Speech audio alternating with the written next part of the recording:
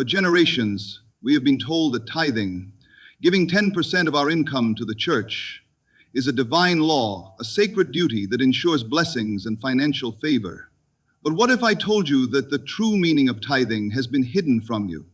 What if the real power of this principle has nothing to do with money at all, but everything to do with your mind? You've been led to believe that giving your earnings to an institution will open the floodgates of heaven. But has it ever truly changed your reality?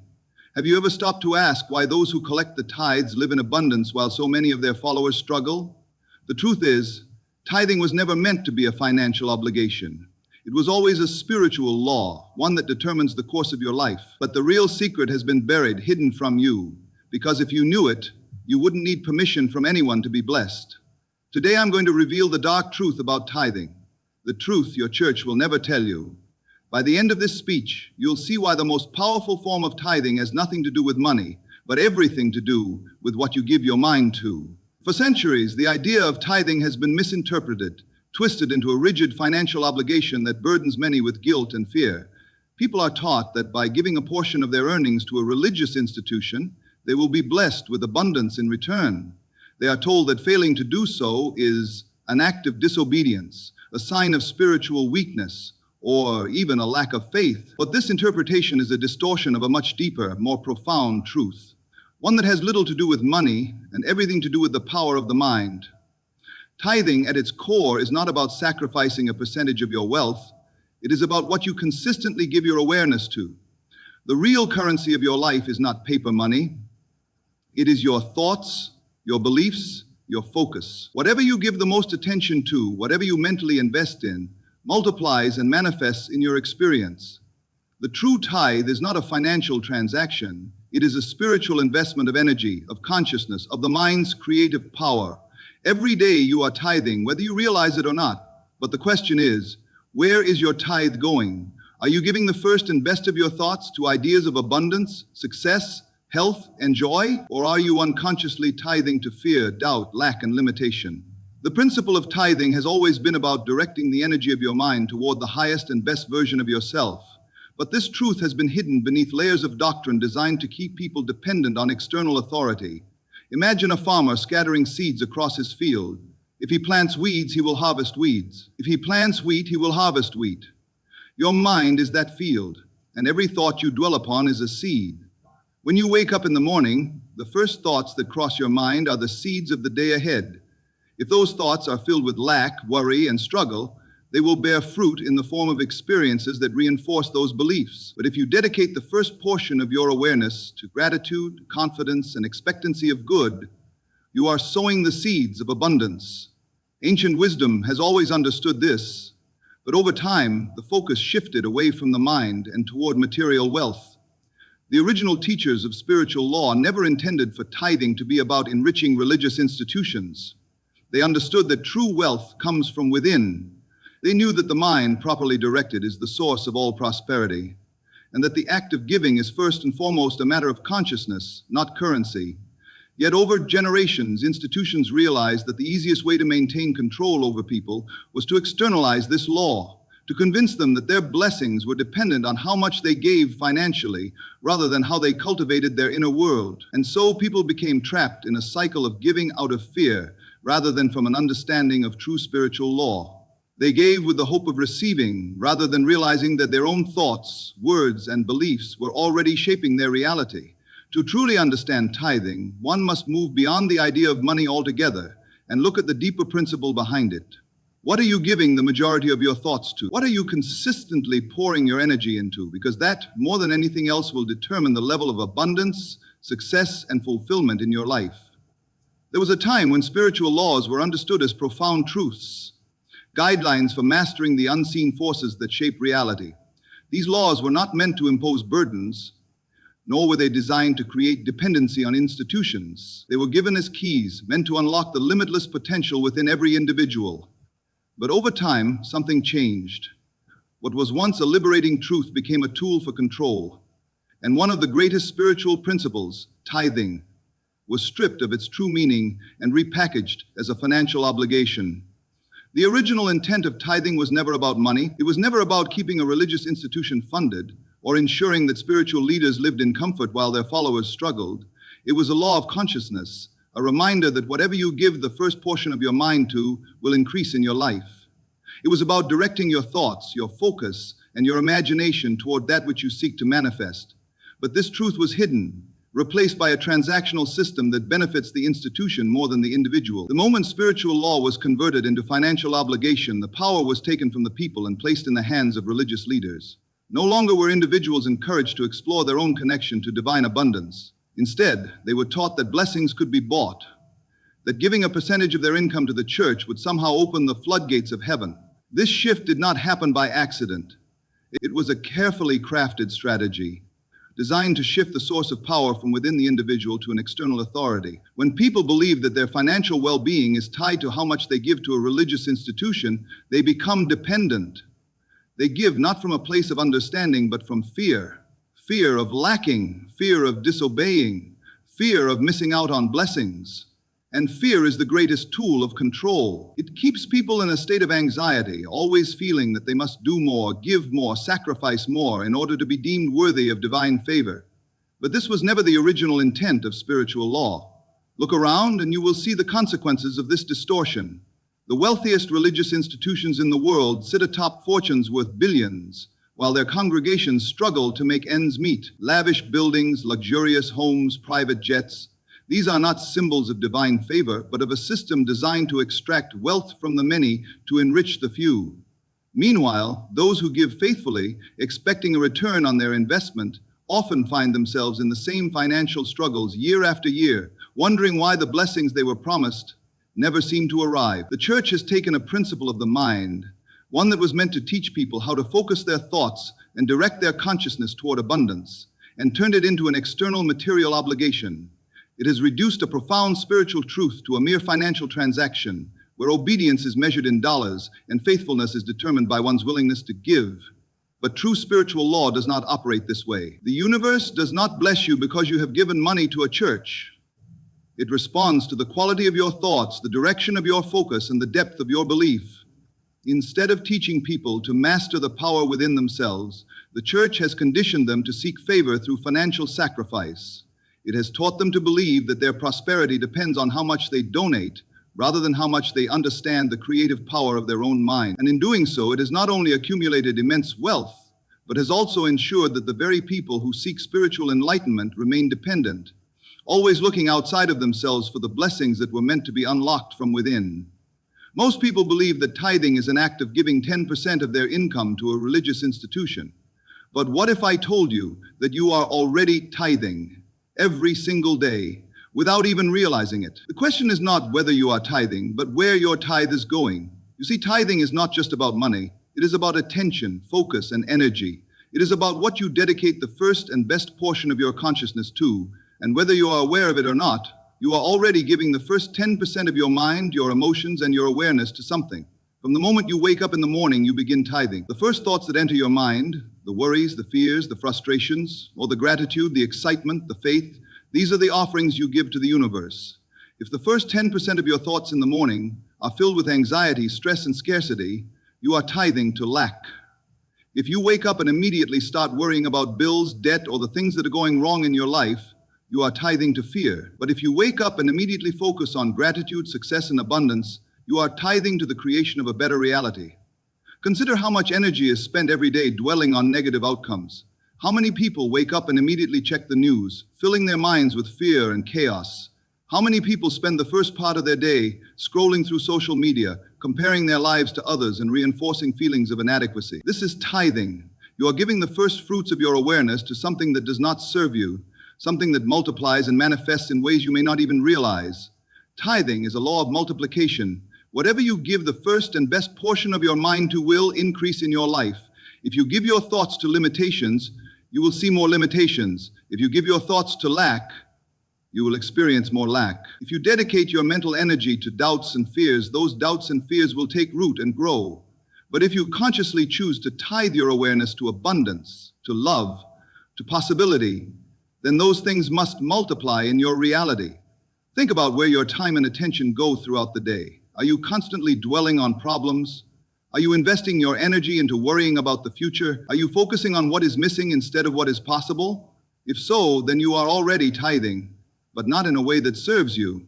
You are paying your dues to a reality you do not want, feeding it with your focus and allowing it to expand. But this law works both ways. Just as negative thoughts can multiply, so can positive ones. If you make a conscious decision to tithe the first portion of your awareness to gratitude, faith, and abundance, then those things must grow in your life. If you take the first 10% of your day and dedicate it to visualizing success, to affirming your desires, to focusing on the limitless possibilities before you, then your life will begin to reflect those things. Religious institutions have taken the principle of tithing and externalized it, making people believe that their blessings come from giving money to a church. But the truth is, you are tithing in every moment. And the real question is, where are you placing that tithe? Are you investing it in a future you desire, or are you unconsciously feeding the very limitations you seek to escape? For generations, people have been taught to look outside of themselves for abundance, to believe that their blessings come from external sources, and that by giving to a religious institution, they are storing up treasures that will one day be unlocked for them. But the truth is, the real storehouse, the place where all abundance, wisdom, and prosperity originate, is not in a church, not in a financial system, and not in the hands of a religious leader. The true storehouse is within you. It has always been within you, and it is the source from which everything in your life flows. When ancient texts speak of bringing the full tithe into the storehouse, they are not referring to a physical building or an institutional treasury. The storehouse is the mind, the imagination, the very consciousness through which all things are created. This is the place where true wealth is stored, not in the form of money, but in the form of ideas, beliefs, and perceptions. What you hold in your storehouse, what you accept as true, what you give power to, what you consistently dwell upon, determines the conditions of your external world. Yet most people have been conditioned to believe that their source of provision is outside of themselves. They look to jobs, to banks, to governments, to religious institutions, expecting these external entities to be their providers. They have been taught that prosperity is something to be earned through effort, obedience, or sacrifice, rather than something that flows naturally from within. But this is one of the greatest deceptions ever taught, because the moment you place your source of supply outside of yourself, you become dependent on forces you cannot control. You give away your power, believing that your abundance is in the hands of another, when in truth it has always been within you. Consider this. If the true storehouse were external, then those who give the most money to religious institutions should be the wealthiest people on earth. But this is not the case. Millions of people tithe faithfully for years, giving large portions of their earnings in the hope of unlocking divine favor, yet they continue to struggle financially. Meanwhile, the institutions that collect these tithes flourish, expanding their buildings, increasing their influence, and accumulating vast amounts of wealth. Why? Because these institutions understand a truth that they rarely teach openly, that wealth does not come from external giving, but from an internal shift in consciousness. The richest people in the world do not give away their money in the hope of becoming wealthy. They understand that wealth is a mindset, a state of being. They know that abundance is a product of belief, of the thoughts they entertain and the vision they hold for themselves. They are tapping into the true storehouse, the power within them, while the masses are taught to look elsewhere, to believe that their blessings must come from outside sources. Everything you need is already within you. The ideas, the opportunities, the solutions, all of it exists within your storehouse, waiting to be recognized and expressed. But if you continue to believe that your provision must come from an external institution, you will always be waiting, always hoping, always seeking for something outside of yourself to give you what you already possess. This is why some people seem to attract wealth effortlessly, while others struggle despite working harder, praying longer, and giving more. Those who understand the true nature of the storehouse do not wait for blessings to come from an external source. They activate their inner power, knowing that what they hold in consciousness will be reflected in their reality. They do not tithe out of obligation or fear, but from an understanding that what they give their mental energy to multiplies. The question is, what are you storing in your inner storehouse? Are you filling it with thoughts of limitation, of lack, of struggle? Or are you filling it with ideas of expansion, success, and abundance? Because whatever you hold in your storehouse, you will experience in your external life. And until you recognize that the true storehouse is within you, you will continue to seek outside of yourself for the very things that have been within your reach all along. Money is not the source of wealth, it is the effect of wealth. It is not the origin of abundance, it is the byproduct of an inner state of being. Yet most people have been conditioned to believe that money is something separate from them, something they must chase, work endlessly for, or even sacrifice to obtain. But the truth is, money does not flow to those who work the hardest, nor does it flow to those who are the most deserving. It flows to those who understand the law that governs it. Money flows where awareness goes. Your awareness, your focus, your thoughts, your attention is the true magnet that attracts or repels wealth.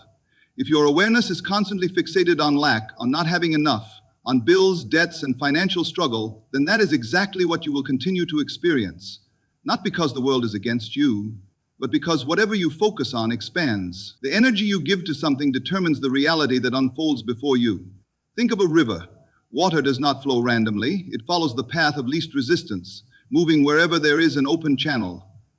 Money operates in the same way. It flows toward those who create space for it, who direct their awareness toward expansion rather than contraction. If your mind is a blocked, tangled mess of worry and scarcity, money cannot reach you because you are not open to receiving it. But if your awareness is consistently placed on abundance, on creativity, on opportunities rather than obstacles, then money must flow to you. It has no choice. This is why the wealthy do not think about money the way the struggling do. The wealthy do not wake up every morning worrying about bills, debts, or financial limitations. Their awareness is focused on expansion, on investment. They see money as an ever-flowing resource, something that is always moving, always growing, always available. Meanwhile, those who struggle financially are trapped in a mindset of limitation, seeing money as something scarce, something difficult to obtain, something that must be hoarded and protected. But by focusing so much on not having enough, they unknowingly create more of the same. What you give your awareness to becomes your reality. This is why two people can be in the exact same financial situation, yet one will find a way to thrive while the other remains stuck. It is not about external conditions. It is about the internal direction of awareness. One sees possibility where the other sees limitation. One focuses on solutions while the other focuses on problems. And because money flows where awareness goes, the one who directs their focus toward abundance will inevitably attract it, while the one who fixates on lack will continue to experience it. Think about how most people approach money. They spend their days worrying about not having enough. They look at their bank accounts and feel fear. They see others succeeding and feel resentment. They give their awareness, day in and day out, to the idea that wealth is something distant, something difficult, something reserved for others. And yet they wonder why financial freedom seems so elusive. But it is not elusive. It is simply following the direction of their focus. Now consider those who seem to have an effortless relationship with money. They do not fear spending because they know money is always replenishing. They do not dwell on financial struggles because they are too busy directing their awareness toward expansion, toward growth, toward creation. They do not waste time complaining about what they lack. They focus instead on what they can build. And because money flows where awareness goes, they naturally attract more of it. If you want to change your financial reality, you must first change the direction of your awareness. Stop giving so much mental energy to what you do not have, and start directing it toward what you wish to create. Stop seeing money as something that is outside of you, something that must be obtained through struggle, and start recognizing that it is simply a reflection of your inner state.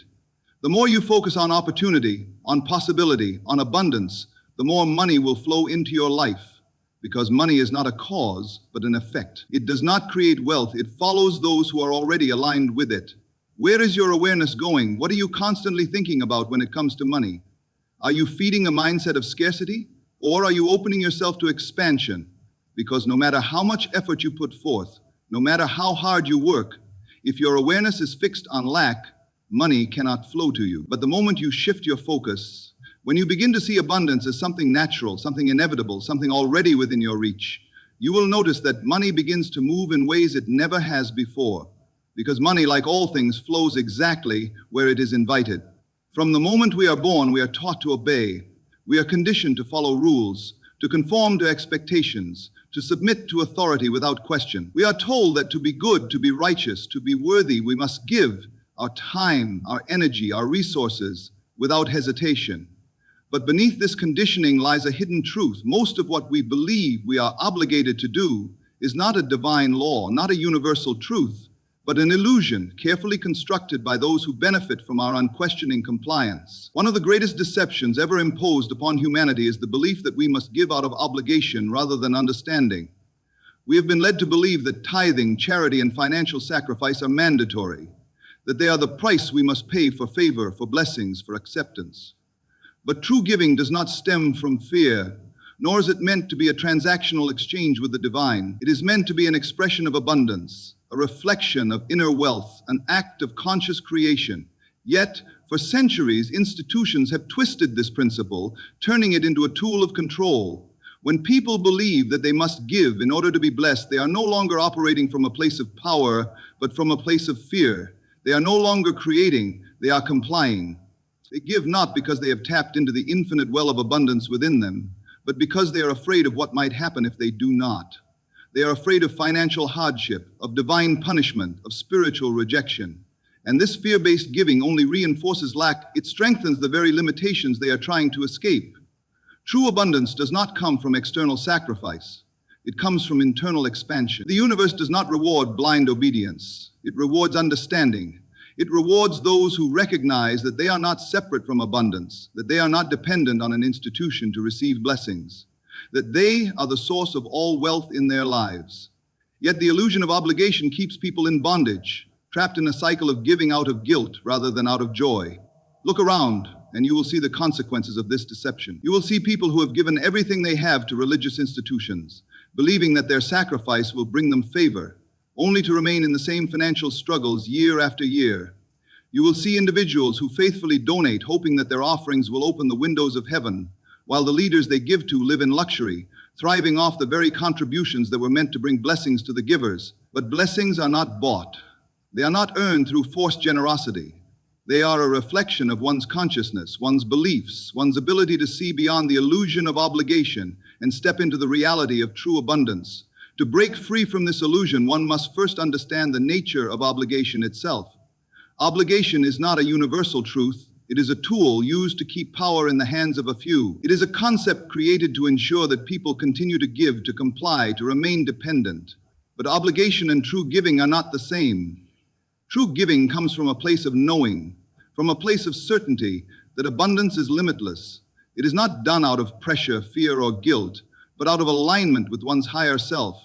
Yet institutions have spent centuries making people believe otherwise. They have made them believe that to withhold their tithe is to rob God, that to question the system is to risk damnation, that to step away from financial sacrifice is to step away from divine favor.